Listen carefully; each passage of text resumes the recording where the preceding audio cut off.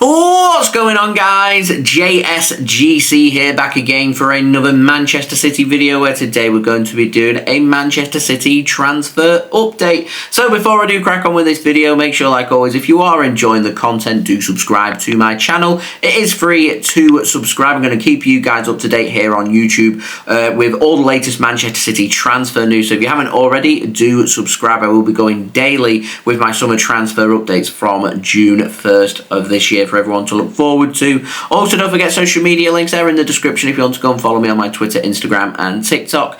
Email also in the description too if you want to hit me up for any sponsorships for any videos or any general business inquiries. Don't forget to leave a thumbs up on the video. We're aiming for 300 likes, and also don't forget to let me know your thoughts in the comments below. So we're going to dive straight on in with the video. We've got plenty of contract news to get through. We're going to start off first with an update on Manchester City youngster Divine Mukasa. Now, Fabrizio Romano has said that Manchester City are planning to offer Mukasa a new contract at the club. He's got interest coming in from Ajax in the Netherlands and from Bayern Munich in Germany, but Manchester City want to keep the highly rated 17-year-old midfielder, who so far has featured 35 times in the academy this season with 17 goals and 25 assists. So 42 goal contributions in 35 games has really piqued the interest of Ajax, Bayern Munich and also Manchester City, that Manchester City want to try and keep him at the club. And to be honest, with form like that, surely it won't be too long before he is around the first team squad, should he decide to stay at the club and put pen to paper on a new contract.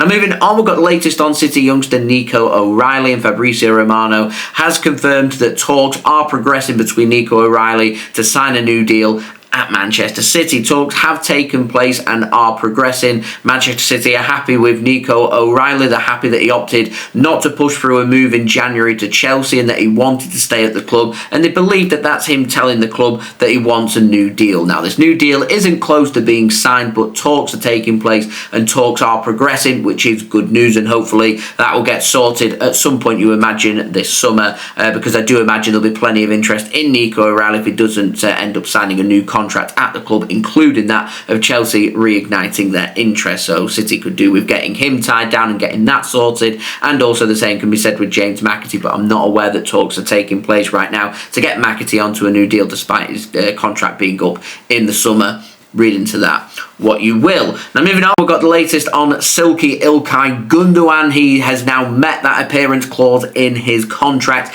and that has been confirmed by Pep Guardiola. It means that his automatic renewal of his contract as per that agreement has now taken place. It means Ilkay Gundogan's contract will no longer be up at Manchester City in June of 2025. This year, his contract now has been extended by a year due to that clause, and his contract will now expire in June of 2026. And Pep Guardiola has said that he doesn't know what is going to happen this summer with Ilkay Gundogan. He hasn't ruled anything out. That could be the case, that we could still see Gundogan leave for a permanent sale, which could involve either a small fee or no fee at all, should there be any club that's happy for them to try and sign Ilkay Gundogan, and Ilkay Gundogan's happy to walk away from Manchester City. Word coming in from Gundogan's camp is that he wants to keep all options open, and if Man City want him to leave, he's happy to leave as long as he's got a suitable place to go instead. There has been some interest coming in from Turkey, and it is believed that Gundogan would be keen on a move to Turkey as well. Now, moving on to the final transfer in the contract, we've got the latest on Phil Foden, and Nicolo Scria over in Italy has said that Manchester City apparently are working on trying to get Phil Foden onto a new contract.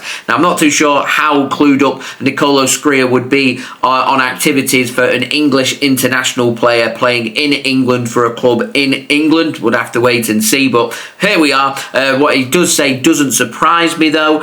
So Manchester City apparently are wanting to give Phil Foden a pay rise to reflect his importance to Manchester City. I think this is Man City's way of saying, despite a bad season, they very much regard Phil Foden as a Manchester City player, an important Manchester City player, and they want to try and back him to keeping at the club rather than having some question marks coming over his future. And to be honest, with Kevin De Bruyne leaving Manchester City, it has freed up some of the wage bill. That this news really doesn't surprise me. I can see Phil Foden going on to become one of Manchester City's highest paid players. We've already seen Erling Haaland tied down for 9 more years, and I think City will want to try and tie Phil Foden down for a long time as well. So that doesn't surprise me, despite what some people's opinions would be of that story. Now, moving on to the out, we've got only one story to speak about. We've got a very quick update on Bernardo Silva. Now, a bowler over in Portugal have said that Benfica are seriously considering making a move for Bernardo Silva this summer. Apparently, Bernardo Silva is keen to make this happen. We already know that Bernardo Silva, his contract is up next summer of 2026. I don't think he's keen on signing another contract extension at Manchester City, and it is believed that once he does leave Manchester City, which at the very latest I think will come in 2026, he's made no secret of his desire to go back to Iberia, and he's made no secret to go back home to Portugal. So it wouldn't surprise me if Benfica do come knocking for Bernardo Silva, if the deal is right for him to take that up a year sooner rather than waiting a year for his contract to expire, and it would allow Manchester City just to try and transition a little bit quicker with sorting out the future of the likes of De Bruyne, which we've already done. We're still a bit unclear on Gundogan, despite him signing that new contract. We don't know what's going to be happening with Bernardo Silva, and again further reiterates probably why Manchester City are looking to try and tie Phil Foden down, because they do regard him as a player for the future that City want to keep for the coming 5 or 10 years, which is what I think City are looking at in terms of their long-term plan. Now, moving on to the ins, we've got the latest on Andrea Cambiaso, and Fabrizio Romano said that Manchester City are indeed looking at fullbacks and want a new right-back this summer, with Hugo Viana working on trying to bring a player in that position. Now, Manchester City have been linked with a few fullbacks. We've obviously been linked with Andrea Cambiaso from Juventus. We've been linked with Ola Aina from Nottingham Forest, Daniel Munoz from Crystal Palace, and more. It's not going to be a very straightforward transfer, because it's not clear right now whether Man City want to go out and sign a predominant right back and a left back, so signing 2 players for each fullback position, or bringing in one player who can cover both, which is I think the advantage that Cambiaso would hold over a lot of other players, because he's pretty versatile. The only other player I can think of that's quite similar is Livramento, and I know there's a few City fans out there who'd like City to make a move for Livramento, but Newcastle end up securing Champions League football for next season, which I am expecting them probably to do that. Then I don't see Livramento wanting to leave Newcastle, which means Cambiaso would be the good option here for Manchester City. Now, Fabrizio Romano said that Kyle Walker is not in Manchester City's plans for next season, regardless of what AC Milan want to do in terms of their fullback options, and Fabrizio Romano said that Andrea Cambiaso does remain a top target to replace Kyle Walker. Cambiaso, of course, a 25-year-old left-back who's both-footed, can play at right-back as well. Italian, plays for Juventus. Juventus wanting around 60 million euros for him this summer. Fabrizio Romano has also said that Hugo Viana is a big fan of Destiny Udogie, who's been linked with a move to Manchester City from Tottenham Hotspur. City are keeping an eye on him now, but if Manchester City are looking at left-backs and we want to look towards Premier League players, I think I'd rather City made a move for Anthony Robinson from Fulham, because he's having a fine season. He's done a very good job against some of the Premier League's best wingers, including that of Mohamed Salah at Liverpool when they took on Fulham earlier this season, and I think he'd be available for a smaller price than what Udogie would be, and I don't think Man City are that keen on going into negotiations, to be honest, with Daniel Levy from Tottenham Hotspur, so I can't see the Udogie rumours being that true, if I'm being completely honest. And to me, everything just seems to be pointing towards Andrea Cambiaso being that player, because very much he's killed 2 birds with 1 stone pretty much. Now, the Mirror have said that City's full-back list is going to be long. Udogie is on it. Tottenham Hotspur will reject any offer for him, but their understanding is that Udogie isn't Manchester City's first choice, then Manchester City's first choice is that of Andrea Cambiaso, and I do believe that is the signing that City are working on right now. Now, moving on, we've got the latest on Liam Delap, the 22-year-old English striker from Ipswich Town, with 12 goals in 30 appearances in the Premier League. And Sky Sports News have said that there is a relegation release clause in his contract for £30 million.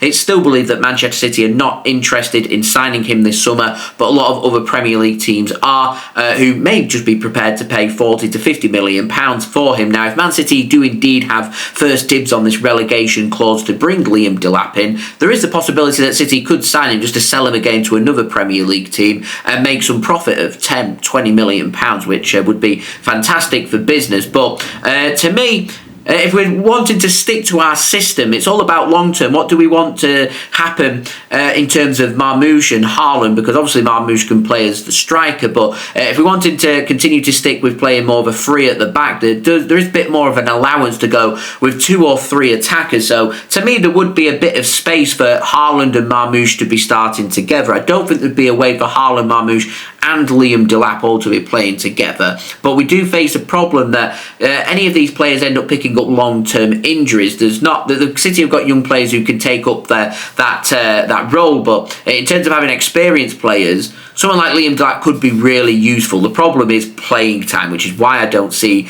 this signing happening. But £30 million, homegrown player, quality player, having a great season for Ipswich, Premier League proven now. For a season or two as an understudy to Haaland, Haaland gets some injuries, or you want to rotate him, or you just want to manage our squad a bit better. Having someone like Liam Delap could be really good, and it could just allow Manchester City to send 1 or 2 of the attackers in the academy out on loan to get some first-team experience, rather than just their experience pretty much being that of academy football and the odd under-23 game playing in the EFL trophy. So we'll see. Anyway, we've got the latest on Morgan Gibbs-White, the English 25-year-old attacking midfielder from Nottingham Forest, and TalkSport have said that Nottingham Forest are wanting, and get this, a whopping £100 million for him this summer if they are to be tempted to sell, amid interest coming in from Manchester City last week. And as I said last week, I'd only consider Morgan Gibbs-White if it was to be a good deal. £100 million isn't a good deal for Manchester City, and I think there'd be better players for us to be targeting for a better price. To be honest, I could think of 2 or 3 excellent players for positions that we need to add players into that we could bring in for that combined £100 million. So to me, bit of a no-go. Now, moving on, Bruno Guimaraes back in the headlines and back being linked with a move to Manchester City. The Brazilian 23-year-old central midfielder and captain of Newcastle United is of interest. According to UOL Esporte in Brazil, they said that there is no formal negotiations underway for the player to potentially join Manchester City, but it does confirm that Manchester City do still have that interest there, especially with Kevin De Bruyne leaving. Now, what we're looking at here is 2 very different kind of players. As I said, remember, captain of Newcastle, they're not under much pressure to sell as last summer as they were with the PSR rulings, and to be honest, it'd be very expensive, and I don't think Bruno Guimaraes should be that keen on that move. He seems to be loving life in Newcastle, so why would he want to move? I feel like with that release clause that he had last June, Man City hesitated to make that deal happen. I think you were more keen as Bruno Guimaraes on making that deal happen last summer than this summer. So to me, I feel like the opportunity has already left the port. It's not going to happen. The ship's gone, ship sailed, deal dead as far as I'm concerned. I don't see Man City making that move for Bruno Guimaraes. Now moving on, continuing our midfield trend, we've got a new name, Ezequiel Palacios from Bayer Leverkusen. He's a 26-year-old Argentinian central midfielder who's made 19 appearances in the Bundesliga so far this season with 1 goal and 6 assists. Now, according to El Intrascendente over in Argentina, if I've said their name correctly, I probably haven't, and I apologise for that. They say that Bayer Leverkusen don't want to sell him and would only be tempted to sell for a good offer that reflects his market value, and that isn't putting Manchester City off wanting to potentially make a move for him. Now, I've never watched him play, don't know too much about him, so if anyone has seen him play, is he any good? Would he be a good fit? How would he work in Man City's midfield? Do let me know in the comments below. And continuing our midfield trend and new names takes us on to a new player, Maghnes Akliouche. I hope I've said his name correctly, from AS Monaco. Now, he's a 23-year-old French attacking midfielder from AS Monaco who's made 26 appearances in Liga 1 so far this season with 4 goals and 8 assists. And L'Equipe over in France have said that Manchester City and PSG are both interested in signing him. He does have a release clause. It's not disclosed at this time what that release clause is to the public, so I don't know how feasible a transfer would be. Most times, players from France who are getting linked with moves to PSG, the biggest and best team in France, normally that's kind of what happens, and the players are going to PSG rather than Manchester City. So I think I'm just going to take that story right now as a pinch of salt, but if any further developments do happen, of course, I will let you know. Now, moving on to the penultimate transfer, we've got a big update on Florian Wirtz, and David Ornstein has said that Manchester City and Bayern Munich are interested in the soon-to-be 22-year-old 22-year-old German midfielder from Bayer Leverkusen this summer. He says that Manchester City value Wirtz at around 150 million euros, which is 129.8 million pounds. He is set to sign a new deal at Leverkusen, which would include a release clause set for next summer after the World Cup in North America, and that release clause would be for around 130 million euros or 112.5 million pounds. However, the problem is for next summer, Real Madrid would also be keen on making that transfer happen. I don't think they're as keen this summer to make that deal happen. Now,